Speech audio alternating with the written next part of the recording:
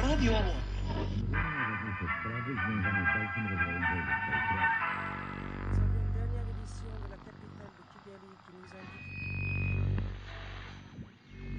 El reciente alto el fuego llegó demasiado tarde para salvar estas aldeas.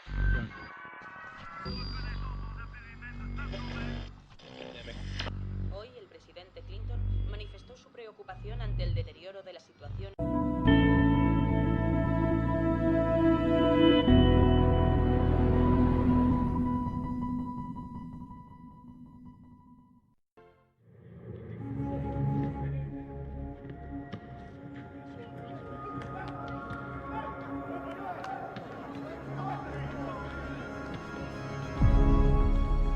Última hora. El capo internacional.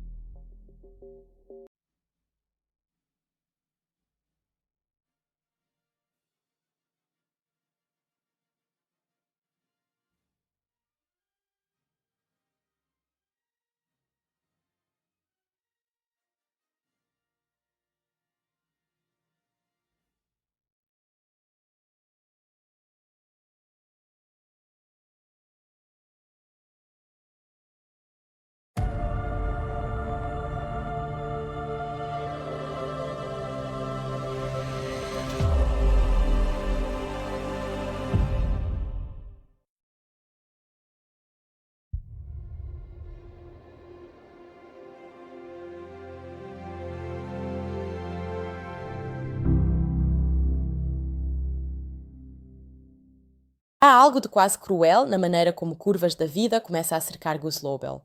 Durante décadas, ele construiu sua identidade sobre uma certeza aparentemente inabalável, a de que seus olhos, seus ouvidos e sua experiência eram capazes de reconhecer um jogador de beisebol antes que qualquer estatística pudesse explicar porquê. Gus conhece o som de uma bola bem rebatida, a postura de um rebatedor diante de um arremesso difícil, o movimento quase imperceptível de um quadril que denuncia uma fraqueza, a hesitação de um atleta quando a velocidade desaparece e entra em cena a curva. Mas o homem que passou a vida observando os outros começa justamente a perder a capacidade de ver. Sua visão se deteriora, o tempo diminui suas forças e dentro do Atlanta Braves, uma geração de executivos mais jovens passa a tratar seu conhecimento como um resíduo de outra época. Gus continua sendo um especialista em detectar talentos, porém se aproxima do momento em que talvez já não consiga enxergar nem a própria decadência. É desse paradoxo que nasce a verdadeira tensão do filme. Não se trata apenas de saber se um veterano conseguirá avaliar corretamente um jovem fenômeno do beisebol. O que está em jogo é algo mais íntimo e mais doloroso. Até que ponto uma pessoa consegue permanecer sendo quem sempre foi quando o corpo começa a retirar, uma a uma, as ferramentas que sustentavam essa identidade? Gus não teme somente perder o emprego. Ele teme perder o lugar de onde compreende o mundo. O beisebol para ele não é uma profissão entre outras, mas uma gramática existencial. Ele entende homens por meio de seus gestos no campo, caráter por meio de disciplina, arrogância por meio da maneira de segurar um taco, inteligência por meio do modo como alguém reage ao fracasso. Se essa linguagem deixa de ser necessária ou se ele já não consegue lê-la, o que sobra? A ameaça é ampliada quando Mickey, sua filha adulta, percebe que o pai não está bem e decide acompanhá-lo em uma viagem de observação à Carolina do Norte. Ela é uma advogada brilhante, competitiva e disciplinada, às vésperas de uma possível promoção a sócia de seu escritório. Em tese, sua vida pertence a outro universo, salas de reunião, processos, negociações e argumentos jurídicos. Na prática, porém, o beisebol está entranhado nela tanto quanto está em Gus. Mickey conhece números, jogadores, situações de jogo e detalhes técnicos com uma naturalidade que denuncia uma infância construída dentro de estádios. O problema é que esse conhecimento não representa apenas uma lembrança afetiva, representa também a cicatriz de uma relação incompleta. Ela ama o pai, mas carrega a sensação de ter sido abandonada por ele em momentos decisivos. Gus ama a filha, mas transformou esse amor em silêncio, distância e proteção mal compreendida. A viagem que deveria servir para observar Bo Gentry, um rebatedor adolescente tratado como uma futura estrela das grandes ligas, torna-se então um confronto entre dois tipos de cegueira. Gus perde progressivamente a visão física, enquanto Mickey tenta superar a visão parcial que sempre teve do pai. Ele enxerga defeitos no jogo de Boo que os executivos fascinados por números não percebem. Ela enxerga fragilidades em Gus que ele se recusa a admitir. No centro dessa estrutura, Curvas da Vida organiza uma pergunta simples e poderosa. O que acontece quando aquilo que não queremos ver se torna precisamente aquilo que precisamos compreender? É significativo que o filme construa sua narrativa dentro do beisebol, um esporte cuja mitologia cultural está profundamente relacionada à passagem do tempo. Poucos esportes carregam de maneira tão visível a convivência entre memória e cálculo, tradição e modernização, juventude e envelhecimento. Cada temporada produz novas estatísticas, novos prospectos e novos recordes, ao mesmo tempo que o passado permanece presente na linguagem do jogo. Nomes de jogadores mortos continuam circulando em comparações, histórias familiares são transmitidas como pequenas lendas e antigos olheiros afirmam reconhecer qualidades que nenhum computador consegue medir. Curvas da Vida utiliza esse universo não apenas como cenário, mas como metáfora estrutural. Gus representa um modo de conhecimento ameaçado. Mickey representa uma geração capaz de transitar entre a tradição e o presente. Bo Gentry encarna o perigo da aparência transformada em certeza. Johnny Flanagan, o ex-jogador convertido em olheiro, representa a possibilidade de recomeçar quando uma identidade anterior deixa de funcionar. Dirigido por Robert Lawrence, colaborador de longa data de Clint Eastwood, o filme ocupa uma posição curiosa dentro da constelação de obras associadas ao cinema tardio de Eastwood. Lawrence havia trabalhado durante anos ao lado do ator e diretor em diferentes funções de produção, e Curvas da Vida foi sua estreia na direção de um longa-metragem. A proximidade estética e profissional com Eastwood é perceptível. Mesmo sem ter sido dirigido pelo próprio astro, o filme parece dialogar diretamente com temas que se tornaram essenciais em sua fase madura. Homens envelhecidos, confrontados por um mundo que muda, dificuldade masculina de expressar afeto, culpa parental, transmissão entre gerações, resistência à vulnerabilidade e tentativa tardia de reparar aquilo que foi quebrado. A presença de Eastwood como Gus Lobel transforma imediatamente o personagem em algo maior do que sua função dramática isolada. A imagem física do ator já carrega décadas de associações cinematográficas. O espectador não vê apenas um velho olheiro de beisebol. Vê também um corpo que atravessou diferentes fases do imaginário americano. A figura que durante muito tempo personificou autossuficiência, dureza e controle, aparece agora fragilizada pelo envelhecimento. Seus passos são mais lentos, sua voz permanece áspera, mas o corpo já não obedece com a mesma segurança. A força da interpretação está justamente na tensão entre orgulho e deterioração. Gus reage à própria fragilidade com irritação porque, para ele, admitir necessidade significaria desmontar a imagem que passou a vida construindo. Curvas da Vida não esconde sua vocação clássica. Sua dramaturgia é organizada em torno de conflitos muito reconhecíveis.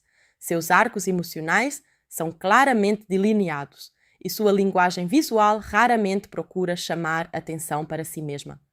Em um período no qual o cinema esportivo americano já havia experimentado desde abordagens hiperestilizadas até narrativas dominadas por montagem acelerada, Lawrence escolhe uma forma deliberadamente sóbria. Essa sobriedade tem vantagens e limitações. Por um lado, permite que os atores conduzam as cenas e que os relacionamentos permaneçam no centro. Por outro, aproxima o filme de fórmulas tradicionais de drama familiar e romance, tornando alguns movimentos narrativos prévios visíveis. Ainda assim, a previsibilidade não destrói necessariamente sua eficácia. Em certos momentos, ela funciona como parte de um prazer narrativo, baseado menos na surpresa do destino do que na maneira pela qual os personagens finalmente conseguem chegar até ele. O roteiro de Randy Brown apresenta o conflito profissional de Gus como uma extensão de seu conflito psicológico. Dentro do Atlanta Braves, ele pertence a uma espécie em processo de extinção. O olheiro que viaja, observa, conversa, escuta e formula avaliações com base em uma combinação de experiência, técnica e intuição. Ao redor dele cresce uma cultura administrativa que confia cada vez mais em modelos quantitativos e bancos de dados. O jovem executivo Philip Sanderson representa a face mais agressiva dessa mudança. Ele não deseja apenas modernizar a organização, deseja substituir a autoridade de Gus. Para Philip, o veterano é antiquado, difícil e dispensável. Seu desprezo contém uma disputa geracional, mas também uma disputa sobre o que conta como conhecimento. A tensão entre observação tradicional e análise quantitativa inevitavelmente aproxima curvas da vida de debates que ganharam enorme visibilidade no beisebol norte-americano nas primeiras décadas do século XXI.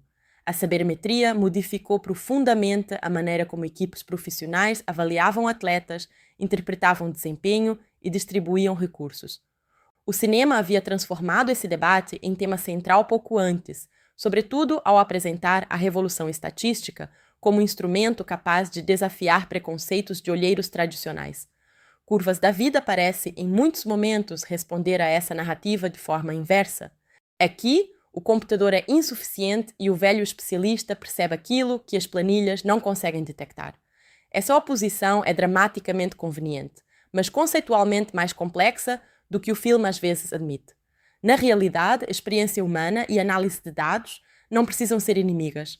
O beisebol contemporâneo tornou-se precisamente um campo de integração entre a estatística, biomecânica, observação, tecnologia de rastreamento e julgamento profissional. Entretanto, Curvas da Vida não está realmente interessado em construir um tratado equilibrado sobre metodologias de recrutamento. A disputa entre Gus e os executivos funciona como representação de um medo muito mais universal. O medo de ser declarado obsoleto. Gus não odeia números simplesmente porque não os compreende. Ele os rejeita porque sente que são utilizados para negar o valor de sua vida inteira. Quando um jovem executivo sugere que um computador pode produzir conclusões melhores do que décadas de experiência no campo, Gus escuta algo mais brutal. Você já não é necessário. É por isso que sua resistência é tão emocional. Ele está defendendo um emprego, mas também um sistema de dignidade. Para uma pessoa cuja identidade foi construída em torno da capacidade de perceber aquilo que outros não percebem, a substituição pela tecnologia equivale quase a uma morte simbólica. A ironia é que o filme não transforma Gus em um sábio infalível. Sua percepção profissional é extraordinária, mas sua percepção emocional é deficiente. Ele sabe identificar a vulnerabilidade de um rebatedor diante de uma bola curva, mas não consegue interpretar corretamente a dor de sua própria filha. Reconhece arrogância em Bo Gentry após poucos minutos de observação, porém levou anos para compreender o ressentimento acumulado por Mickey. O roteiro constrói, assim, uma inversão eficaz. O homem famoso por enxergar o que ninguém enxerga foi cego precisamente onde mais importava. Mickey é, nesse sentido, muito mais do que a filha encarregada de salvar o pai. Amy Adams interpreta a personagem como alguém que passou a vida transformando abandono em competência. Sua disciplina profissional não é apenas ambição, é mecanismo de defesa. Ela aprendeu a depender de si mesma, porque associou dependência à possibilidade de ser deixada. Sua carreira jurídica exige controle, preparação, argumentação e resistência. Exatamente as qualidades que uma criança emocionalmente insegura poderia desenvolver como resposta à imprevisibilidade. Desde seus primeiros momentos, Mickey demonstra uma relação ambígua com o pai. Ela está zangada, mas atenta. Critica Gus, mas imediatamente percebe mudanças em sua rotina. Tenta respeitar a independência dele, porém não consegue ignorar sinais de deterioração. O filme evita apresentar esse cuidado como doçura pura. A irritação genuína. Cuidar de Gus significa interromper uma vida profissional cuidadosamente organizada por alguém que, do ponto de vista dela, não esteve disponível quando era ela quem precisava de cuidado. Essa dinâmica impede que o relacionamento se reduza a sentimentalismo simples. Mickey não quer apenas que Gus diga que a ama. Ela quer uma explicação. Quer compreender por que foi enviada para longe, por que o pai ergueu uma barreira emocional e por que o beisebol parecia receber dele uma fidelidade que a filha não recebia. Sua raiva nasce justamente porque o amor nunca desapareceu. Indiferença seria mais fácil. O que a mantém presa ao passado é a combinação entre afeto e ausência de resposta. Amy Adams oferece ao filme uma energia diferente da de Eastwood. Enquanto Gus parece avançar pelo mundo através de movimentos econômicos e frases curtas, Mickey é mais rápida, verbal e adaptável. Ela sabe conversar com advogados, executivos, olheiros e jogadores. Sabe alternar entre formalidade profissional e linguagem esportiva. Essa mobilidade torna a personagem uma ponte entre universos. Ela pertence ao presente corporativo, mas entende a tradição do beisebol. Usa tecnologia, mas não despreza a observação. É ambiciosa, porém valoriza vínculos.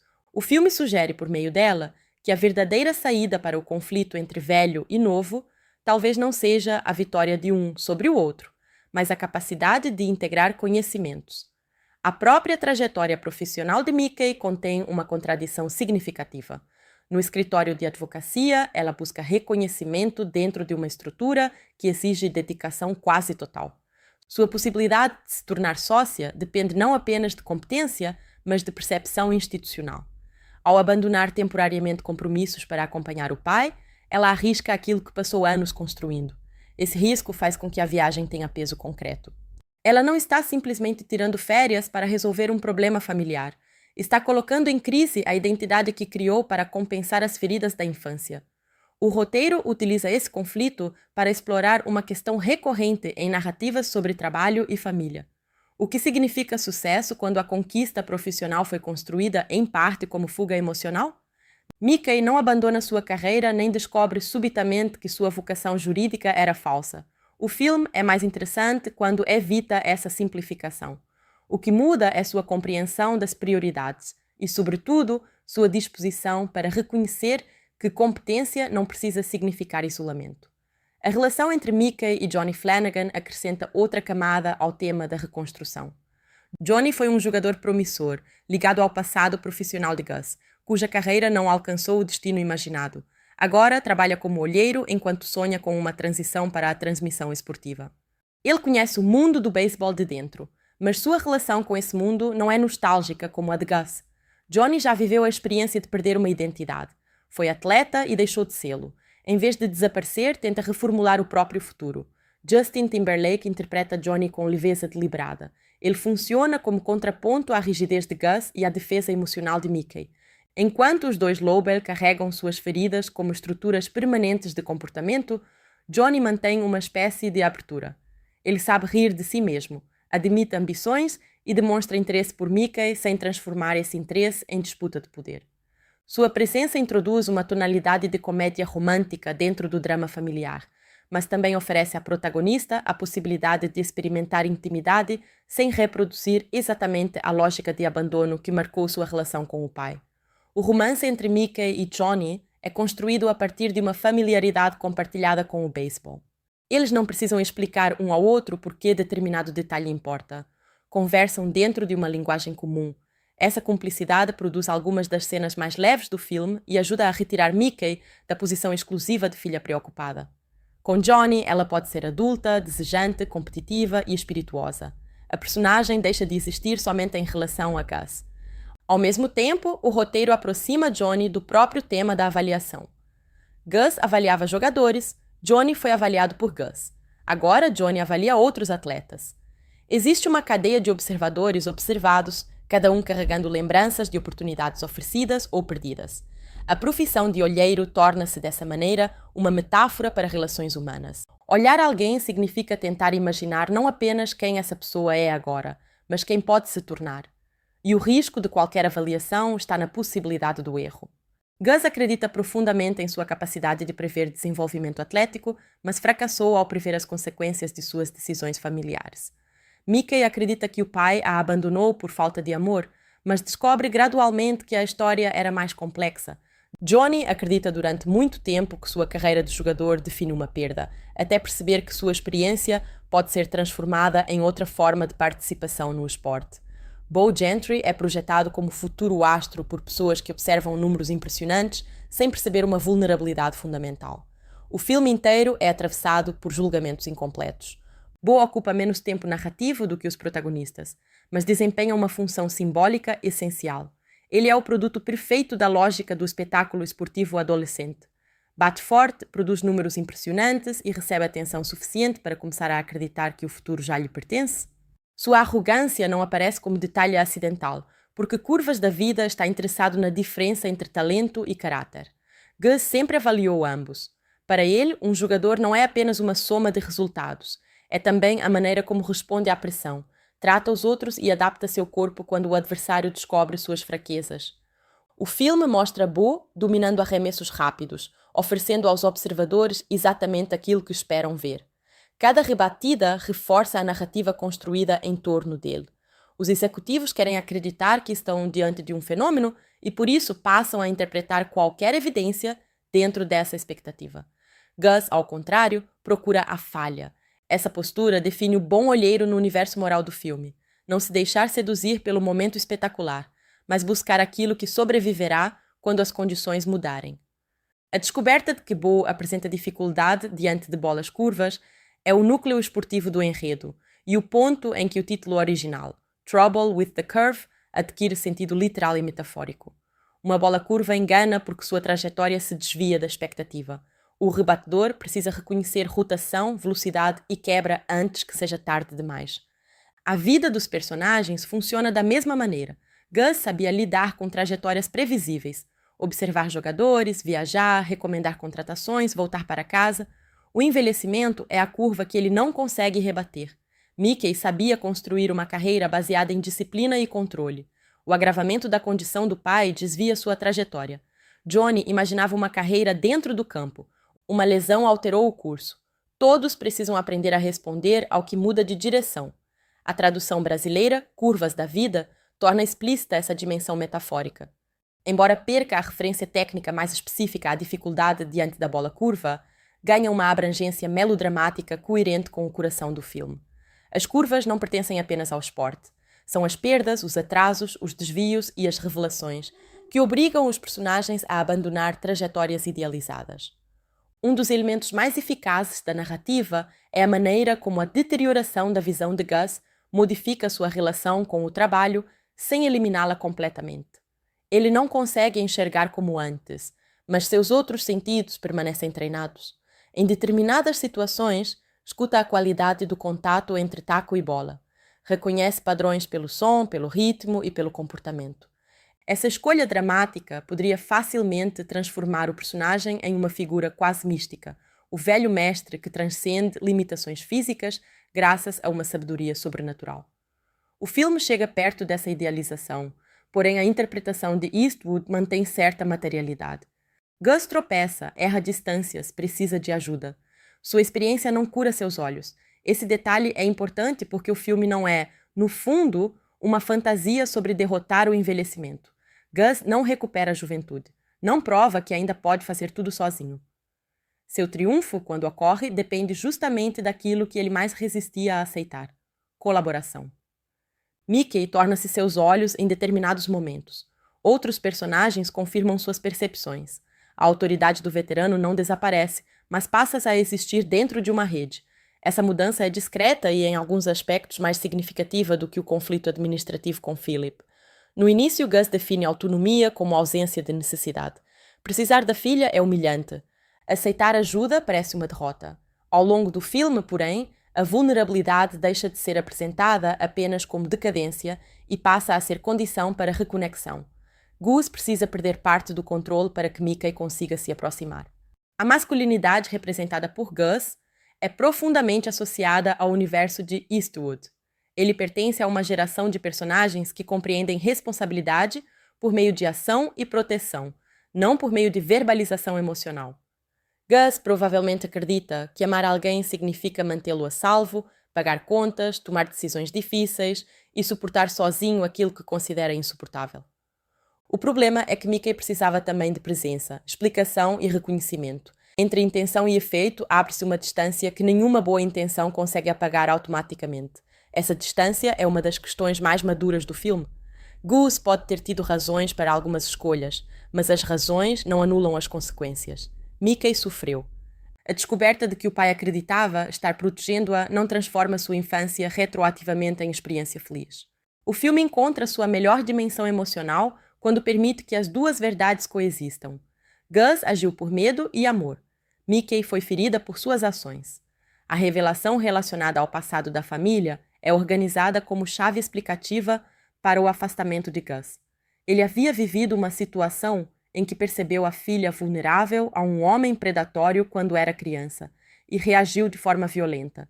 Incapaz de conciliar a vida itinerante de olheiro com a proteção que julgava necessária, tomou a decisão de enviá-la para longe.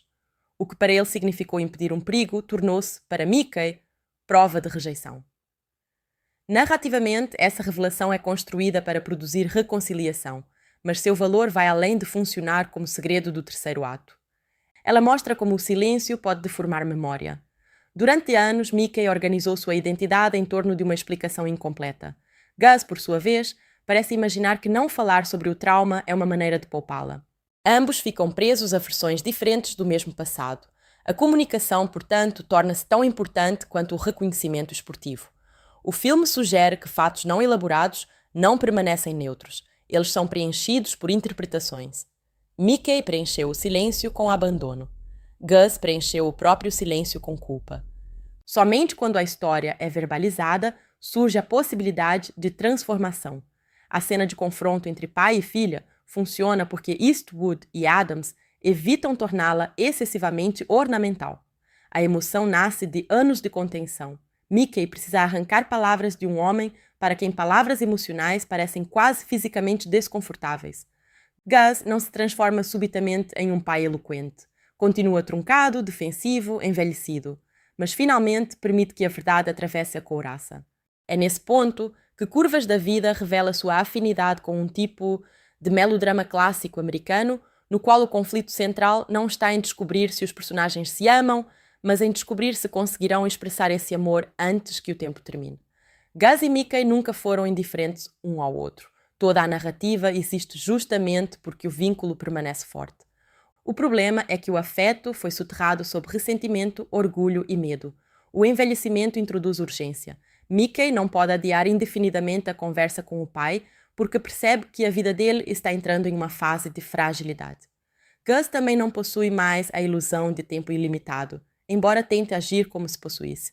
Cada tropeço, cada dificuldade para dirigir ou observar, cada pequena perda de autonomia lembra ao espectador que certas reconciliações têm prazo. Essa consciência de mortalidade é reforçada pela própria presença de Eastwood. Em 2012, o ator já havia transformado a velhice em um dos temas mais consistentes de sua obra.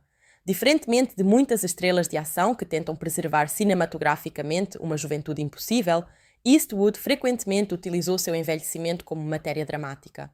Rugas, rigidez corporal e voz desgastada tornam-se elementos narrativos. Gus não precisa parecer jovem para manter autoridade. A autoridade vem justamente da história inscrita naquele corpo.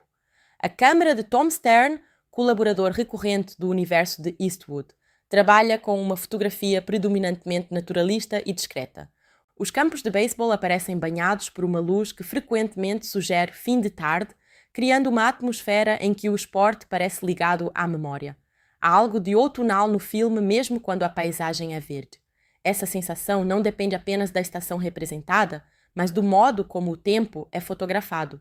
Gus parece sempre estar atravessando os últimos minutos de uma longa tarde profissional. O campo de beisebol, com sua geometria aberta, produz um contraste interessante com os espaços interiores. Nos escritórios, personagens disputam autoridade em salas controladas diante de telas, relatórios e mesas. No campo, o conhecimento volta a depender de distância, som, vento, corpo e observação.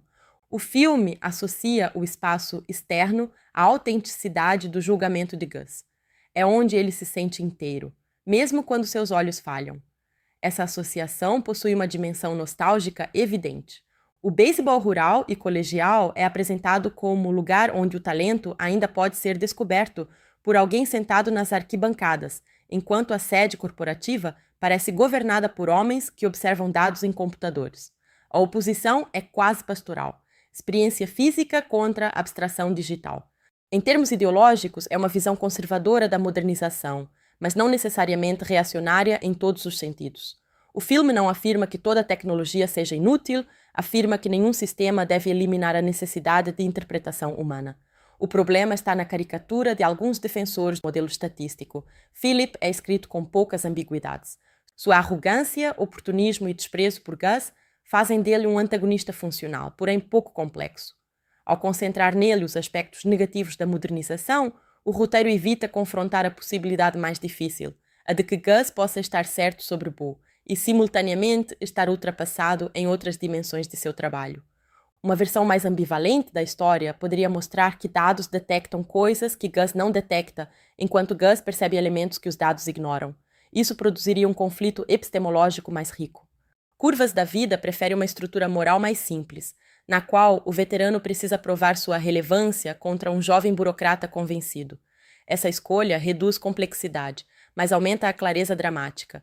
Ainda assim, há uma ironia produtiva no fato de Gus depender de Mickey, uma profissional inteiramente adaptada ao mundo contemporâneo, para confirmar o valor da tradição.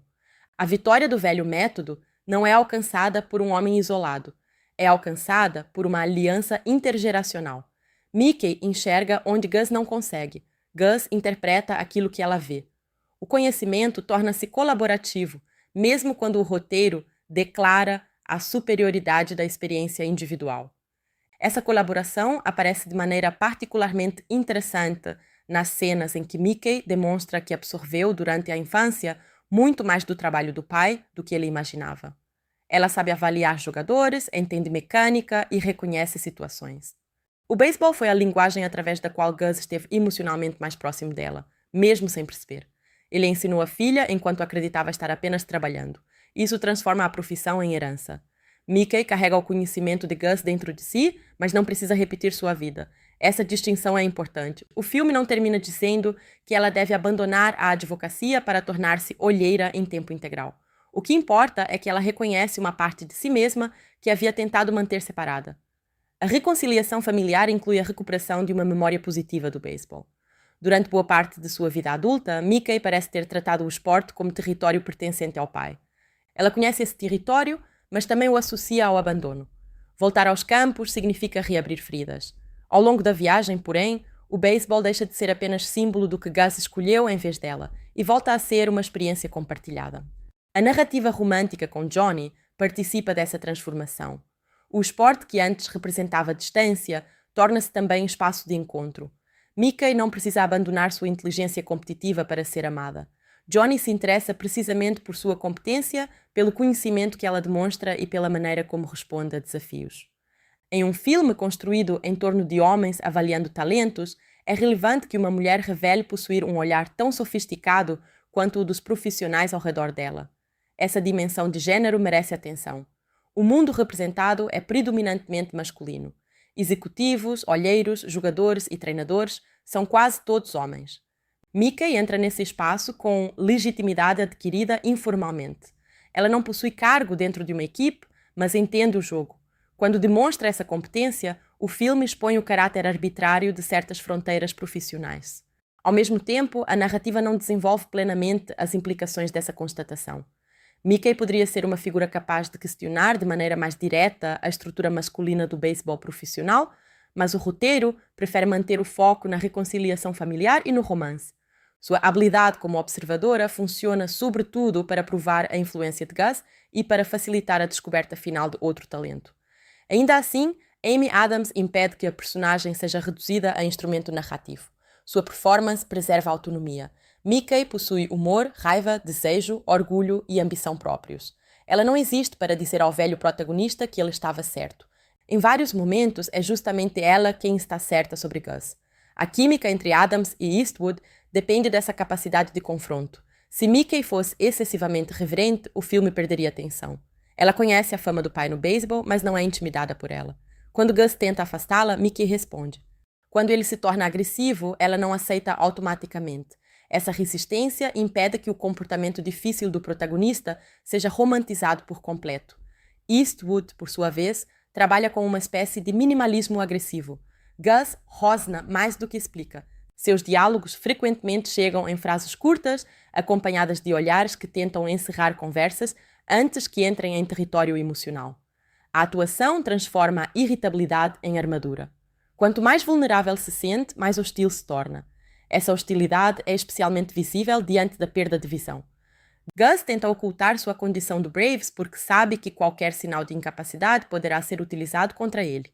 A vergonha está ligada não apenas ao orgulho pessoal, mas a uma estrutura profissional que valoriza utilidade. Se admitir a deficiência significa perder lugar, esconder torna-se mecanismo de sobrevivência. O filme toca, assim, em um problema social maior. A dificuldade de envelhecer dentro de culturas que associam valor humano à produtividade. Gus não sabe imaginar a aposentadoria porque a aposentadoria, para ele, parece equivalente a desaparecer. O beisebol fornece rotina, comunidade e propósito. Tirar o trabalho significa retirar o cenário no qual ele sabe quem é. Isso ajuda a compreender por que seu comportamento não pode ser reduzido à teimosia. Existe medo. O personagem está diante de uma transição para a qual nunca se preparou. Muitos dos homens interpretados por Eastwood ao longo da carreira dominaram situações através de competência. Gus também pertence a essa linhagem, mas há inimigos que competência não derrota. O tempo é um deles. O filme encontra sua melancolia mais convincente quando permite que esse fato permaneça sem solução. Gus pode acertar sua avaliação de Bo, pode recuperar respeito profissional, pode reconciliar-se com Mickey. Nada disso restaura seus olhos. A vitória é limitada e, justamente por isso, mais humana. A deficiência visual também opera como metáfora evidente, mas eficiente. Gus precisa aprender que enxergar não é apenas captar informações com os olhos. Durante anos teve visão física suficiente e ainda assim não compreendeu a filha. Quando começa a perder essa capacidade, torna-se dependente de formas alternativas de percepção. O roteiro transforma essa mudança em pedagogia emocional. O som ganha relevância particular. Em um esporte que o cinema costuma representar visualmente, Curvas da Vida destaca o ouvido treinado. O estalo do taco, a trajetória percebida pelo ritmo, a reação da bola tornam-se dados sensoriais. Gus escuta aquilo que outros apenas veem. Essa inversão ajuda a dramatizar a experiência acumulada. Ele não precisa necessariamente acompanhar cada detalhe visual para reconhecer padrões que internalizou ao longo de décadas. A dimensão sonora poderia ter sido explorada de forma ainda mais radical pela direção, talvez aproximando o espectador da percepção subjetiva de Gus, reduzindo informação visual e ampliando ruídos do campo.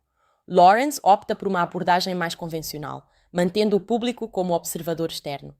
Essa escolha preserva clareza, mas perde uma oportunidade de transformar a limitação física do personagem em experiência formal. De modo geral, a mise-en-scène de Curvas da Vida privilegia a legibilidade sobre a experimentação. A câmara acompanha diálogos com enquadramentos clássicos, campos e contracampos, planos médios e composições que deixam os atores respirar. Não existe o desejo de converter o beisebol em espetáculo cinético. As cenas esportivas não são filmadas como grandes sequências de competição, porque a história não está realmente interessada no resultado de partidas. Está interessada em observar quem observa. Essa é uma distinção fundamental dentro do género esportivo. Curvas da Vida não é um filme sobre um time tentando conquistar um campeonato. Não existe uma grande final que concentre todas as expectativas.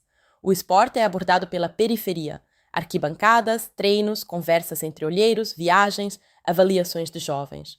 O protagonista não joga. Ele julga quem poderá jogar. Ao deslocar o foco da competição para o recrutamento, o filme examina o momento anterior ao sonho profissional. Bo ainda não é uma estrela das grandes ligas. Ele é uma promessa sendo transformada em ativo. Em torno dele circulam expectativas econômicas e institucionais. Cada observador tenta imaginar quanto vale aquele corpo e qual futuro pode produzir. Esse aspecto introduz discretamente uma dimensão econômica. O beisebol profissional é também indústria. Um erro de avaliação pode custar milhões, alterar carreiras e comprometer temporadas. A experiência de Gus possui valor porque suas decisões ajudam a organização a investir. Quando Philip confia cegamente em números, o filme não o critica apenas por arrogância. Critica uma cultura corporativa que deseja reduzir incerteza a informação mensurável. Bo é perfeito para essa cultura porque produz evidência quantificável. Sua potência é visível. O problema aparece justamente quando o jogo exige adaptação. A bola curva, com sua trajetória enganosa, representa aquilo que uma amostra favorável pode esconder. Se um atleta enfrenta majoritariamente determinados tipos de arremesso, números excelentes não garantem desempenho diante de outros desafios. Gus procura essa vulnerabilidade porque sua experiência lhe ensinou que todo talento deve ser testado pelo desconforto. Essa ideia possui valor além do esporte. O caráter dos protagonistas também é revelado quando suas condições ideais desaparecem. Mickey funciona perfeitamente quando controla agenda e trabalho. Precisa descobrir quem é quando o pai exige sua presença. Gus funciona quando pode confiar nos olhos. Precisa descobrir quem é quando não pode. Johnny funcionava como atleta. Precisou reinventar-se depois que esse caminho terminou. O roteiro cria, portanto, uma estrutura de paralelos em que a capacidade de adaptação é mais importante do que a excelência inicial. Bo fracassa simbolicamente porque não se adapta à curva. Os protagonistas amadurecem porque aprendem a responder a trajetórias alteradas. Esse princípio chega ao clímax com a aparição de Rigo Sanchi, um jovem jogador não valorizado pelo sistema tradicional de atenção. A narrativa o apresenta quase como inverso de Bo. Enquanto Bo já está cercado por observadores e expectativas, Rigo existe à margem. Sua habilidade precisa ser descoberta fora do circuito de prestígio. Mickey participa decisivamente desse reconhecimento. A solução possui um caráter de fábula esportiva. O jogador superestimado é desmascarado. O talento ignorado é revelado. O velho olheiro recupera a credibilidade. A filha demonstra herdar seu olhar. É uma conclusão muito organizada, talvez organizada demais para um filme que fala sobre curvas imprevisíveis. Mas a satisfação emocional vem justamente dessa restauração moral. Rigo funciona como prova de que o olhar continua importando. Nenhum relatório corporativo o havia transformado em prioridade. Ele precisa ser visto por alguém capaz de reconhecer possibilidade. Nesse sentido, sua descoberta resume a ética humanista do filme. Pessoas não são apenas aquilo que sistemas já registraram sobre elas. Essa mensagem é atraente porque responde a uma ansiedade contemporânea ampla. À medida que decisões sobre trabalho, crédito, consumo, publicidade e comportamento são cada vez mais mediadas por dados, cresce também o medo de que indivíduos sejam reduzidos a perfis. Curvas da Vida transfere essa ansiedade para o beisebol. Gus representa a promessa de um olhar pessoal, alguém que observa um ser humano específico e percebe algo não capturado pela categoria. Naturalmente, esse olhar também pode errar. O filme não explora suficientemente esse risco. A intuição de especialistas pode reproduzir preconceitos, favorecer aparências e resistir a evidências. A revolução estatística no esporte ocorreu em parte porque métodos tradicionais cometiam erros sistemáticos. Ao apresentar Gus quase sempre como superior aos dados, a narrativa simplifica a história real da inovação no beisebol. Porém, se abandonarmos a leitura literal e tratarmos o conflito como metáfora, a posição do filme se torna mais interessante. Curvas da Vida não precisa estar dizendo que computadores são ruins. Pode ser entendido como defesa da ideia de que nenhuma representação abstrata substitui totalmente a experiência concreta. Um número descreve, mas precisa ser interpretado. Uma fotografia registra, mas não explica. Uma estatística indica tendência, mas não esgota caráter, contexto ou capacidade de transformação. Gus possui conhecimento tácito, aquele tipo de saber difícil de converter em regras formais. Ele talvez não consiga explicar matematicamente por que um som o preocupa, mas décadas de observação criaram padrões internos. Esse tipo de conhecimento existe em inúmeras profissões. Médicos experientes, artesãos, músicos, professores, mecânicos e cozinheiros frequentemente reconhecem sinais antes de conseguir verbalizar a cadeia completa de raciocínio. O problema surge quando o conhecimento tácito se transforma em autoridade incontestável. Curvas da Vida flerta com essa idealização, mas Mickey funciona como corretivo. Ela respeita o pai sem aceitar tudo o que ele diz. A verdadeira herança não é obediência, é capacidade crítica. Também é importante observar que Gus não representa simplesmente o passado e Philip o futuro. O personagem de Johnny demonstra uma possibilidade intermediária. Ele pertence a uma geração mais jovem, trabalha dentro da estrutura moderna e ainda valoriza aquilo que aprendeu com veteranos. Sua ambição de migrar para a comunicação esportiva sugere que a experiência pode adquirir novas formas em vez de desaparecer. A própria carreira de Johnny serve como lembrança de que prognósticos não controlam destino. Ser identificado como talento não garante permanência. Corpos se lesionam, circunstâncias mudam. O sistema de recrutamento tenta prever futuros, mas o esporte é cheio de contingência. Esse elemento reforça a humildade que falta a Bo e Philip. Johnny sabe o que significa ser observado como promessa e depois ter de construir vida além dessa promessa. Por isso, sua personalidade é menos arrogante. A perda ensinou flexibilidade. Em termos dramáticos, ele é a prova de que uma curva pode interromper uma trajetória sem destruir uma pessoa. Essa maturidade ajuda a explicar sua conexão com Mickey. Os dois são personagens que aprenderam a continuar funcionando depois de experiências de abandono ou perda. Ela perdeu a segurança emocional da presença paterna. Ele perdeu uma carreira imaginada. Ambos transformaram frustração em movimento. O romance é leve, mas tem função temática. Ao permitir que Mickey se aproxime de alguém, o filme mostra sua disposição de abandonar uma autossuficiência defensiva. Isso espelha a transformação de Gus. pai e filha precisam realizar movimentos semelhantes, aceitar que depender emocionalmente de outra pessoa não é sinônimo de fraqueza. Curvas da Vida trabalha repetidamente com essa oposição entre independência e conexão. Gus vive sozinho, protege o próprio espaço e rejeita a assistência. Mickey organiza a vida para não precisar de ninguém. Johnny surge como alguém que propõe companhia sem exigir submissão.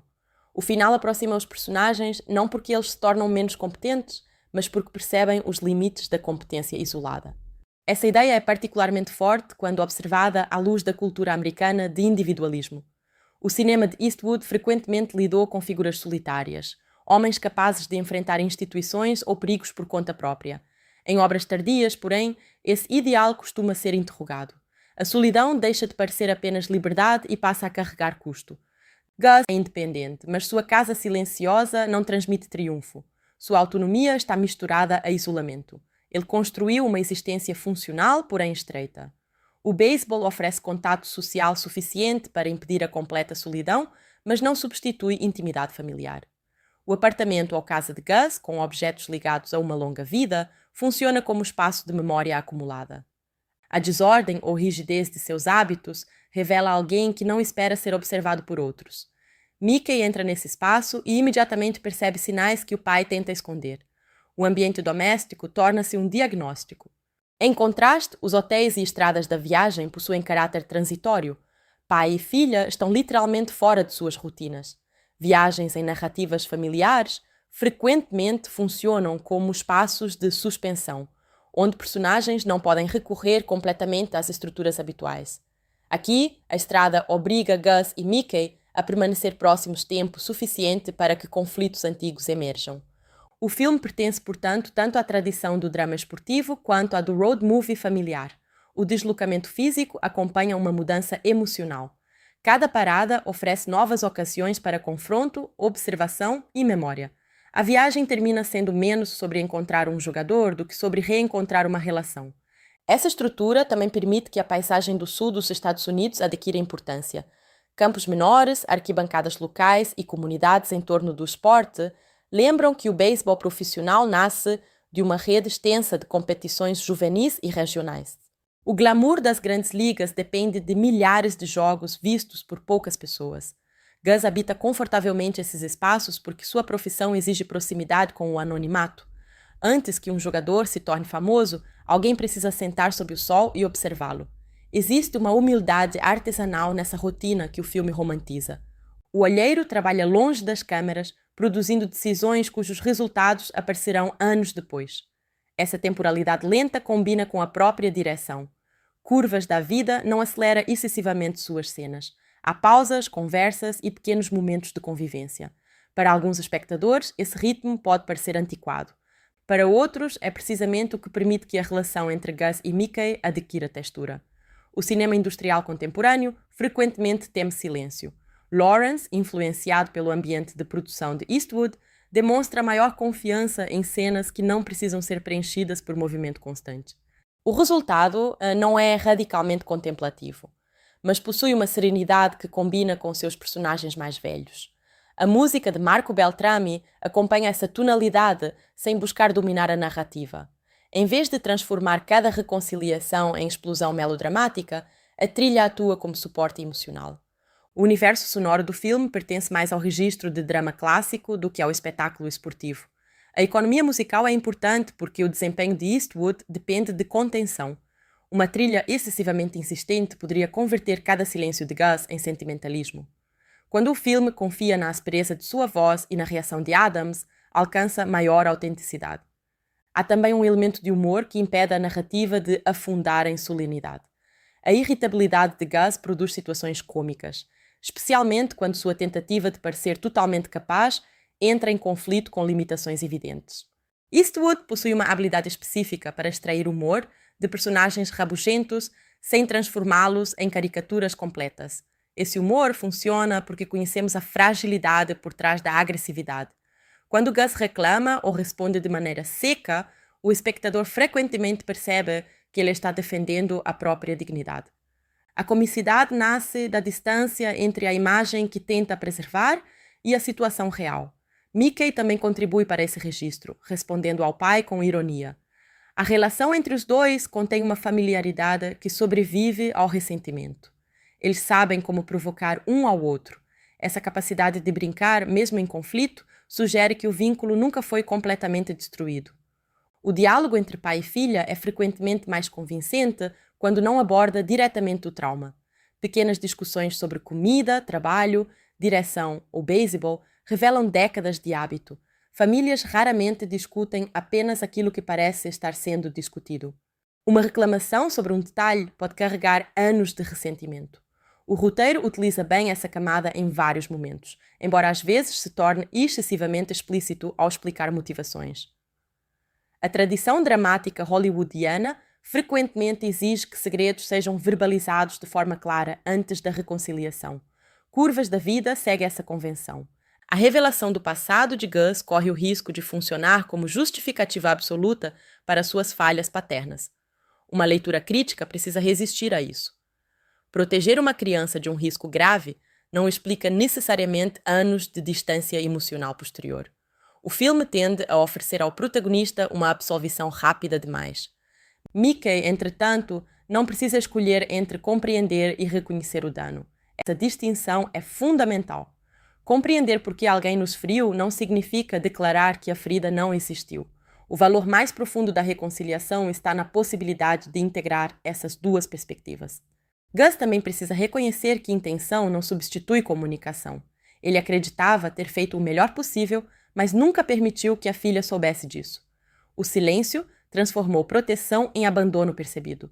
Sua falha não está apenas na decisão original, mas em imaginar que amor não precisa ser explicado. Essa concepção masculina do afeto aparece repetidamente em personagens associados à obra de Eastwood. Homens expressam cuidado consertando coisas, oferecendo oportunidades, defendendo fisicamente pessoas ou mantendo distância para não mostrar medo. O problema é que os outros não vivem dentro de suas intenções. Precisam de sinais.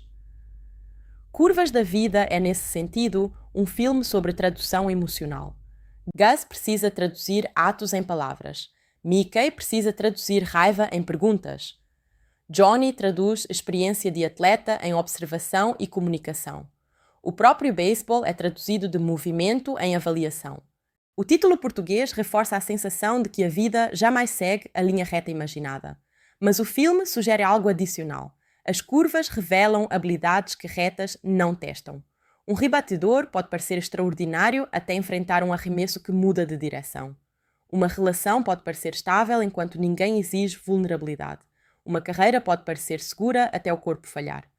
Bo falha diante da curva porque sua habilidade foi construída em condições favoráveis.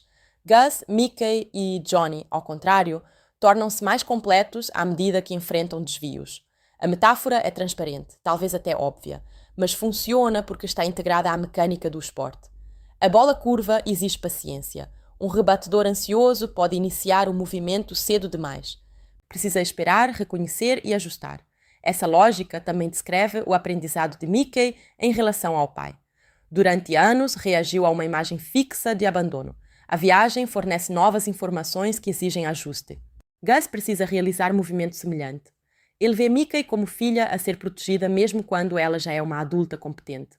Sua dificuldade de aceitar a punitiva autonomia dela é outra forma de cegueira. Ele tenta congelar a relação em uma configuração antiga. Quando Mickey demonstra domínio do beisebol e capacidade profissional, Gus começa a vê-la não apenas como criança do passado, mas como adulta. Essa mudança é essencial para qualquer reconciliação entre pais e filhos adultos. O amor parental pode tornar-se sufocante quando não acompanha a transformação. A carreira jurídica de Mickey também oferece um paralelo interessante com o trabalho de Gus. Ambos são profissionais treinados para avaliar evidências. Ele observa atletas, ela constrói argumentos. Ambos precisam distinguir a aparência de realidade. Ambos trabalham em ambientes competitivos onde erros custam caro. Essa similaridade sugere que Mickey se tornou mais parecida com o pai do que gostaria de admitir. Sua obstinação, perfeccionismo e resistência emocional possuem origem não apenas em reação a Gus, mas também em identificação. O conflito entre eles é intensificado porque reconhecem um no outro características semelhantes. Gus vê a filha trabalhando demais e talvez reconheça, sem admitir, sua própria obsessão profissional. Mickey acusa o pai de priorizar o beisebol e, simultaneamente, está disposta a sacrificar relações por uma parceria no escritório. A narrativa não transforma essas situações em equivalência perfeita, mas cria um espelho. Esse espelhamento amplia o tema do legado. Pais transmitem mais do que aquilo que desejam ensinar. Transmitem hábitos, medos, formas de reagir ao conflito. Mickey herdou conhecimento esportivo, mas também herdou a tendência de se refugiar no trabalho. A reconciliação verdadeira exige, portanto, a escolha. Ela pode manter as capacidades recebidas do pai sem repetir suas limitações. Esse é talvez o gesto mais importante de sua trajetória. Mickey não precisa rejeitar Gus para ser independente, nem imitá-lo para preservar vínculo. Johnny funciona como possibilidade concreta de uma vida organizada de maneira diferente. Ele gosta do esporte, mas imagina múltiplas formas de existir dentro dele. Não trata uma carreira fracassada como fim absoluto. Sua flexibilidade contrasta com a identidade rígida de Gus. O interesse de Johnny por transmissão esportiva também possui sentido temático. Um comentarista transforma experiência em narrativa. Ele não joga, interpreta e comunica o jogo para outros.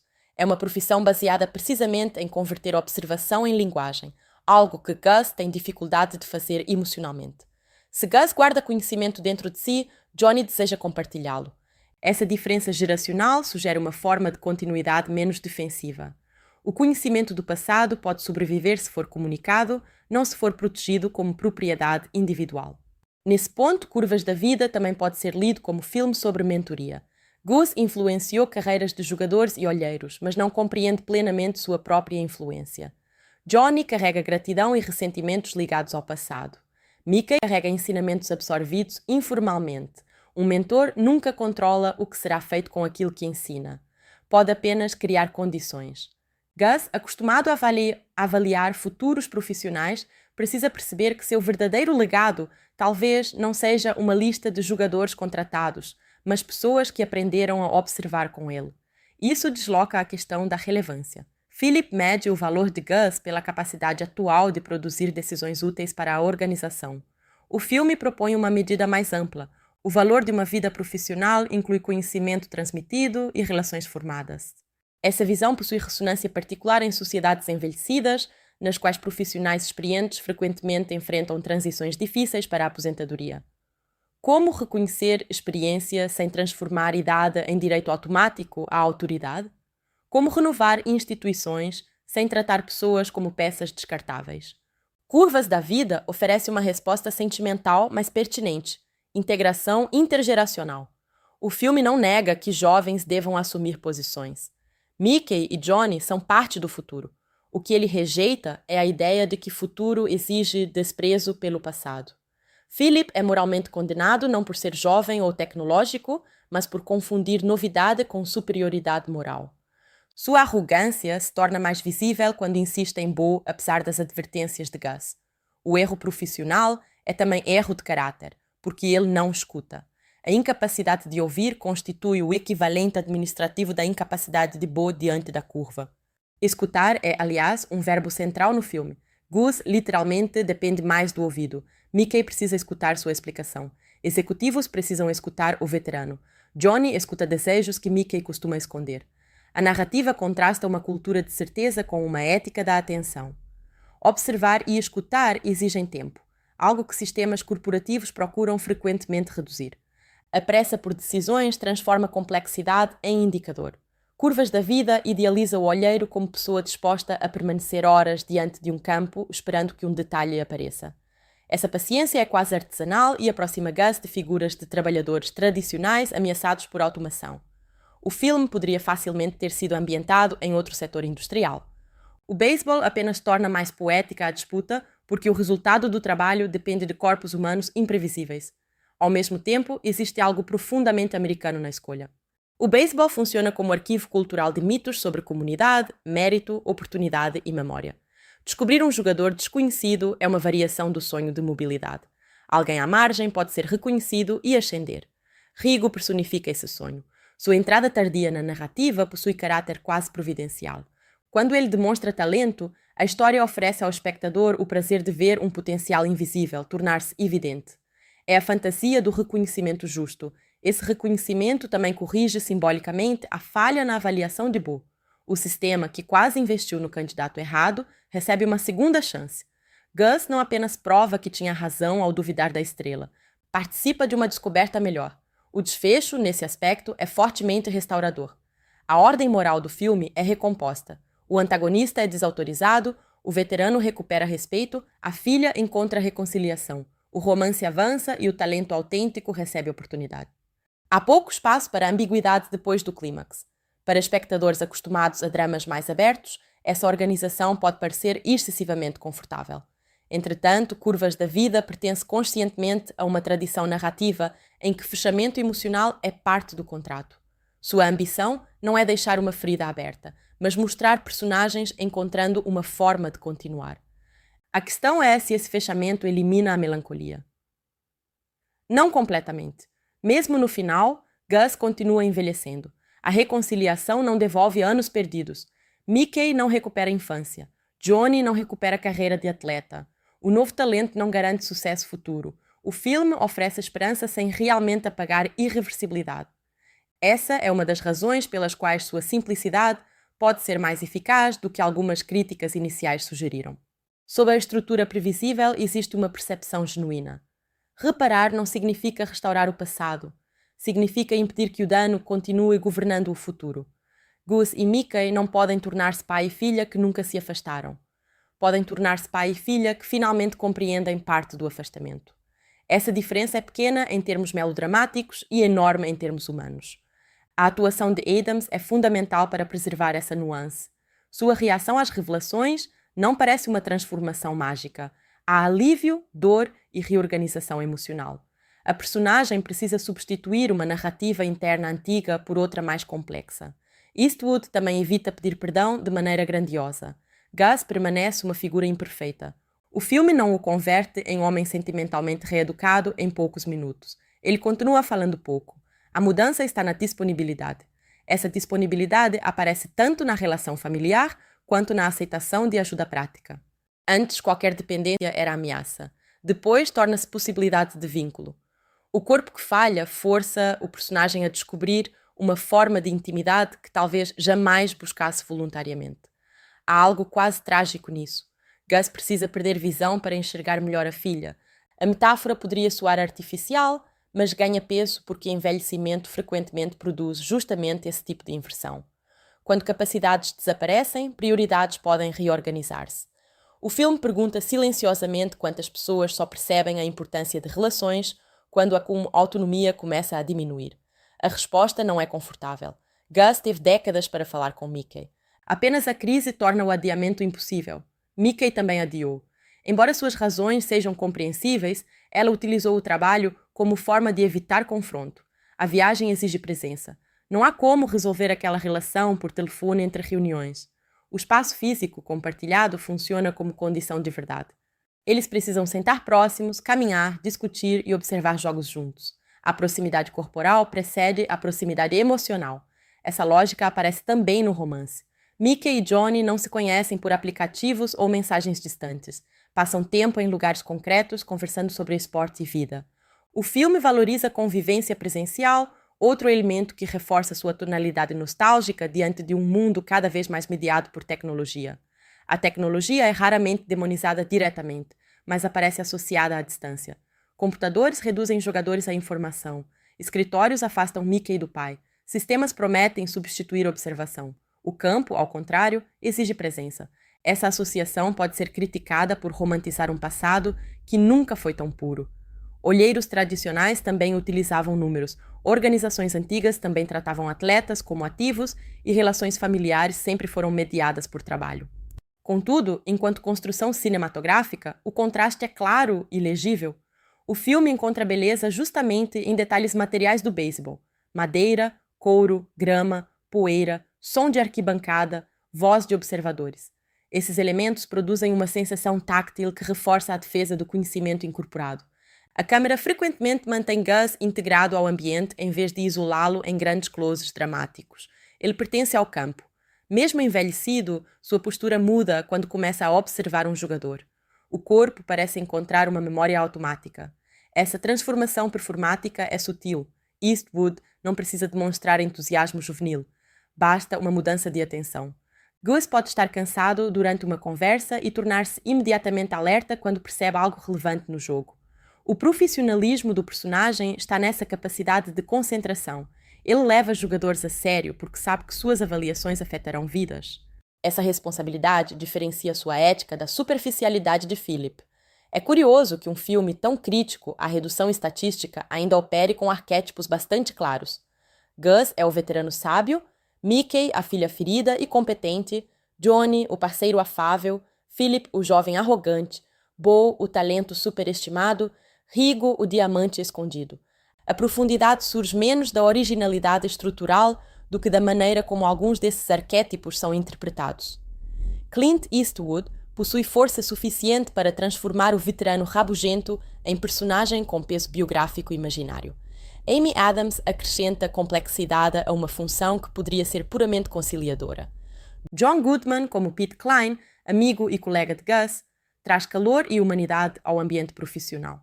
Pete exerce papel crucial porque compreende tanto o valor de Gus quanto a gravidade de sua condição.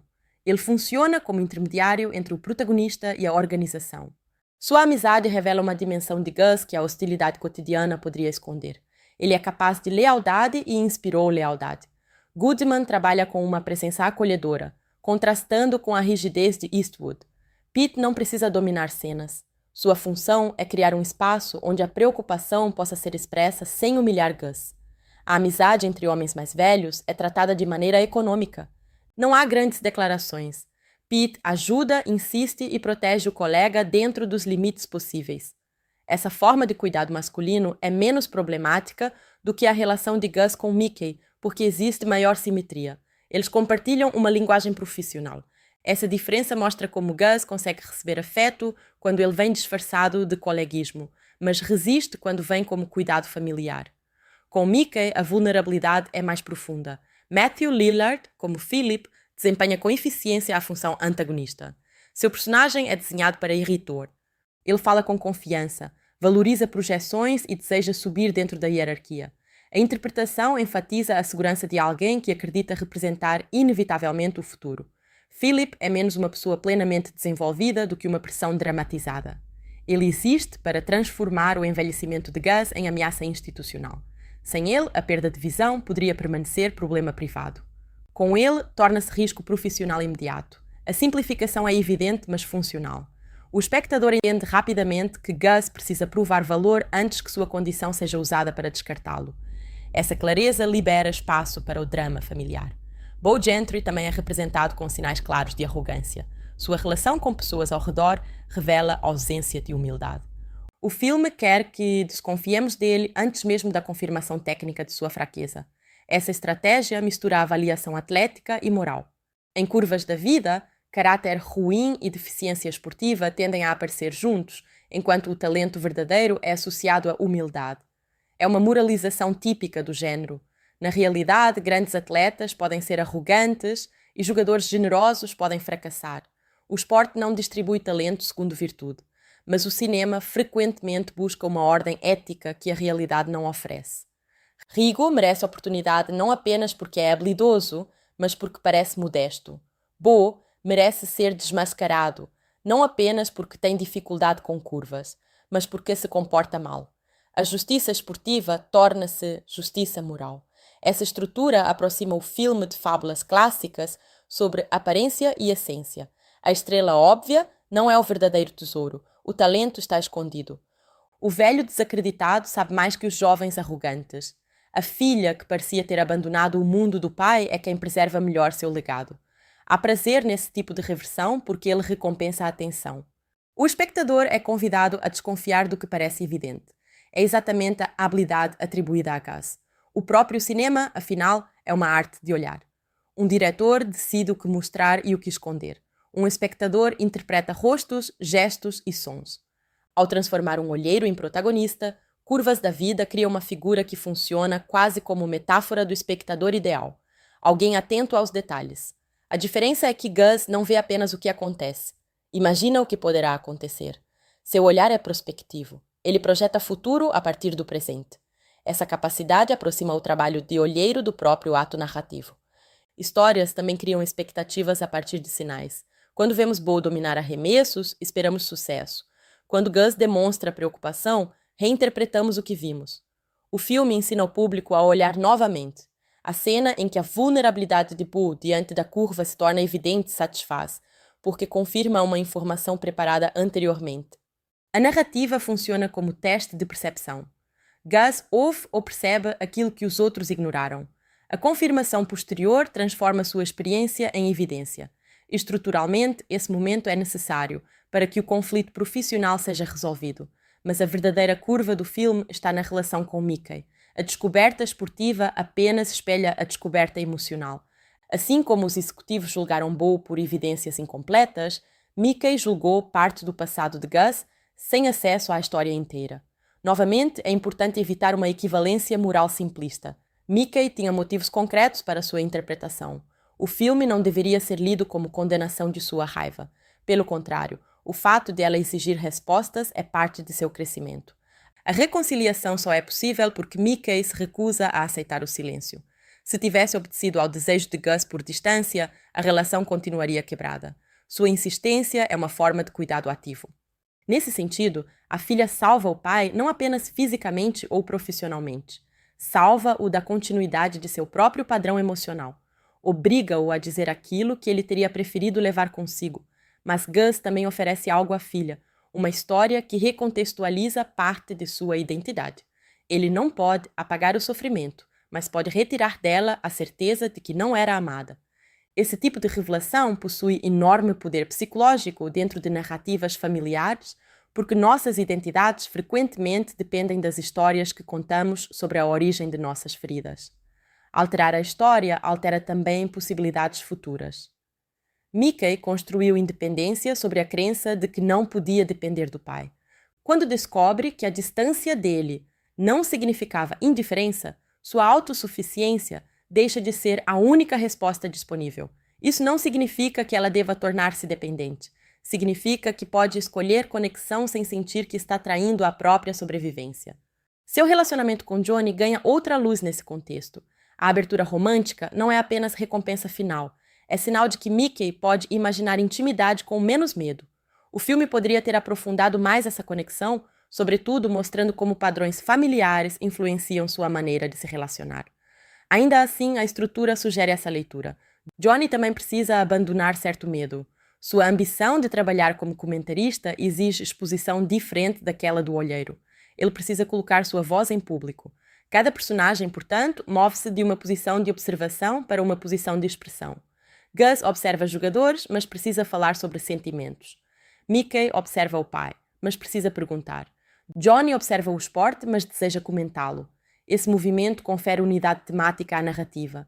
Outra dimensão importante é a relação entre memória e corpo. Gus conhece o beisebol através de um corpo envelhecido.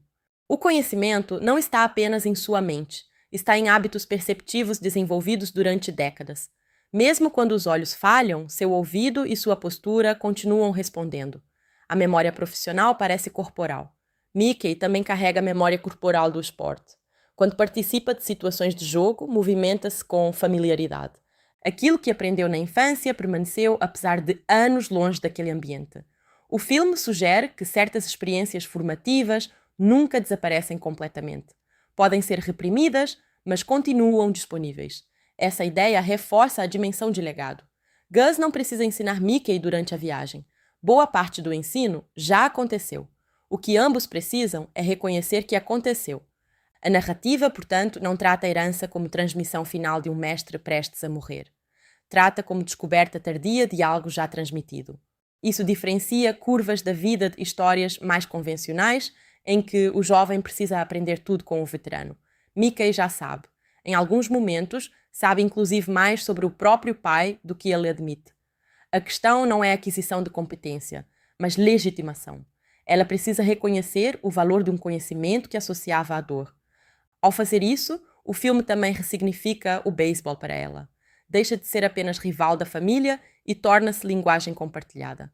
Há uma cena particularmente significativa na qual pai e filha podem discutir aspectos do jogo com uma fluidez que não conseguem reproduzir ao falar de sentimentos. O contraste é quase doloroso.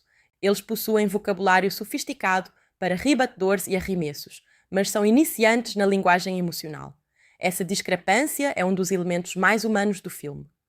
Muitas famílias desenvolvem áreas de comunicação funcional, trabalho, esporte, comida, rotinas, enquanto evitam assuntos fundamentais. O beisebol é simultaneamente ponte e esconderijo. Permite proximidade, mas também adiou conversas. O filme precisa transformar essa ponte em caminho, não em substituto. A direção de Lawrence entende isso e raramente abandona os rostos por muito tempo durante diálogos importantes. A dramaturgia depende de reações. Eastwood e Adams utilizam pequenas mudanças de expressão para mostrar sentimentos que os personagens não verbalizam. A fotografia pouco ostensiva permite que essas performances permaneçam centrais. Não há composição formal complexa disputando atenção. Alguns críticos viram nessa simplicidade falta de personalidade autoral. É uma observação compreensível.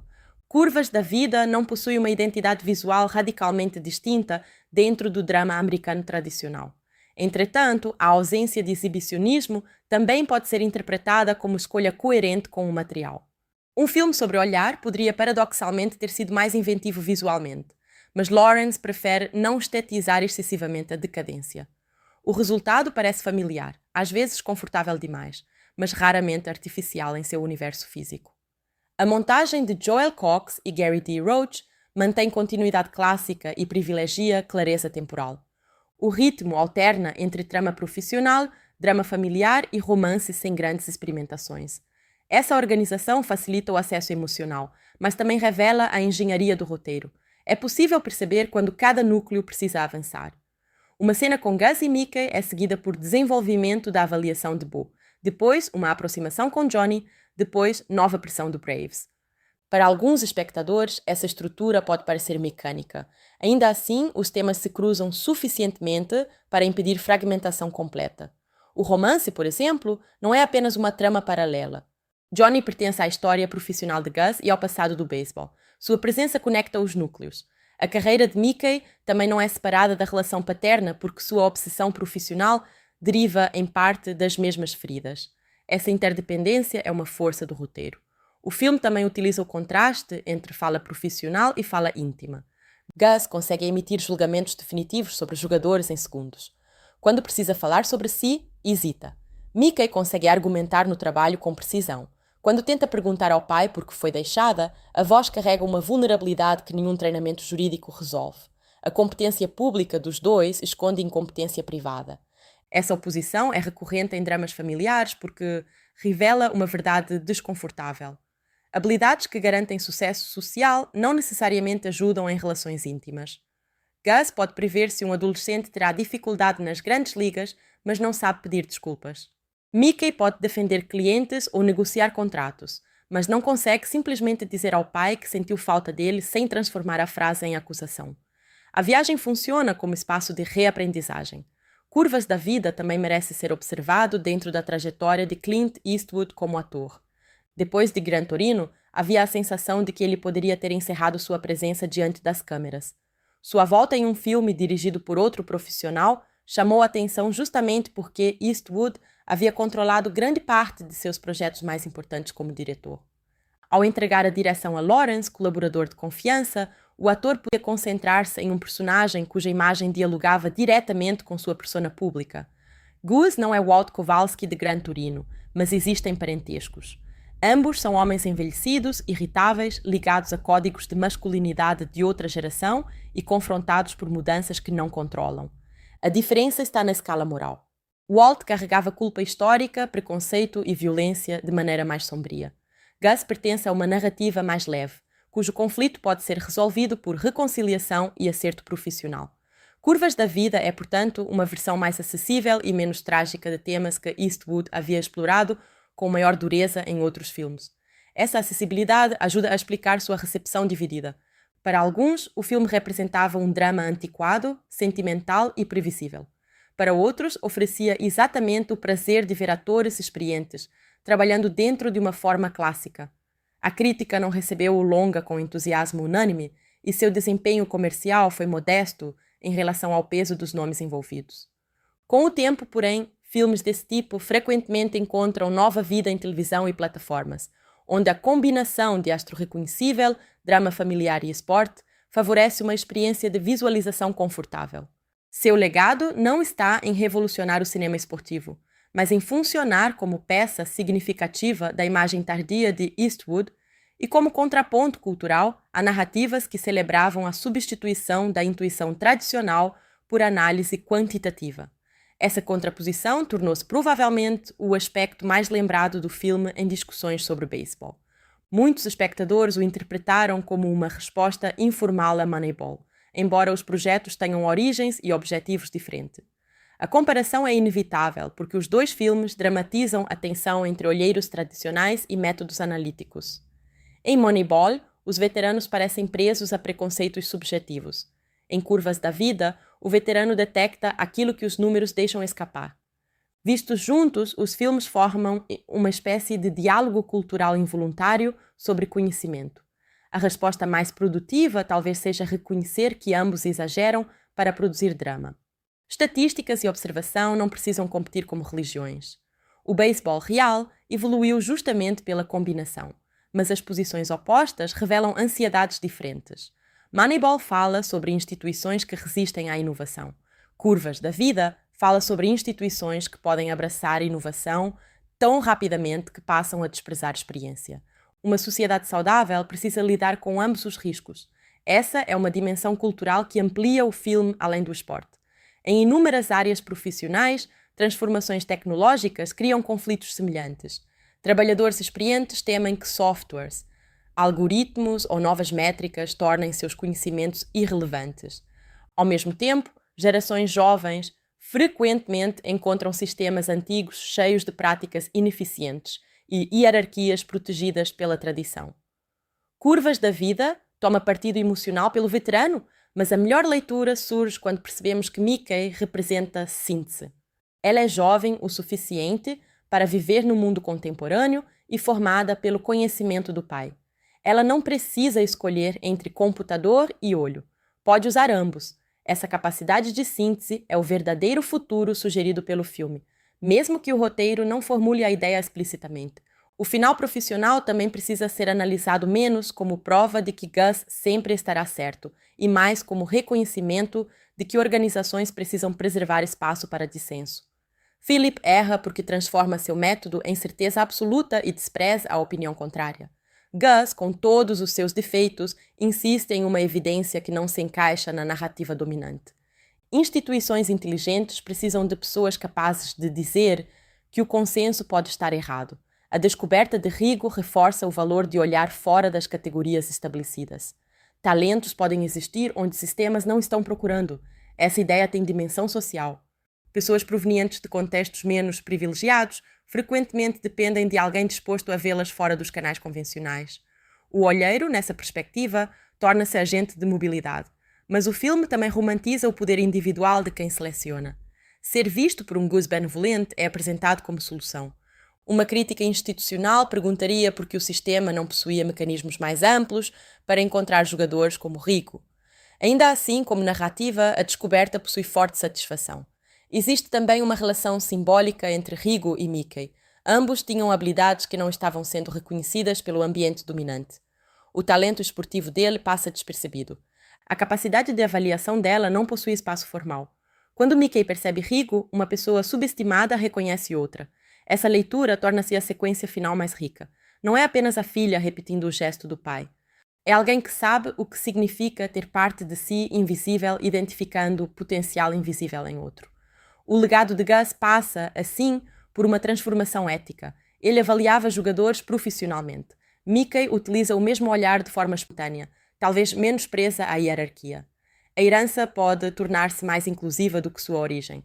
O filme não desenvolve esse ponto explicitamente, mas ele emerge da estrutura. A questão da visão também adquire outra camada. Quem é visto? Quem tem autoridade para olhar? Quais talentos são considerados legítimos? Gus perde visão física no mesmo momento em que a narrativa amplia o número de pessoas capazes de enxergar. Mickey torna-se observadora central.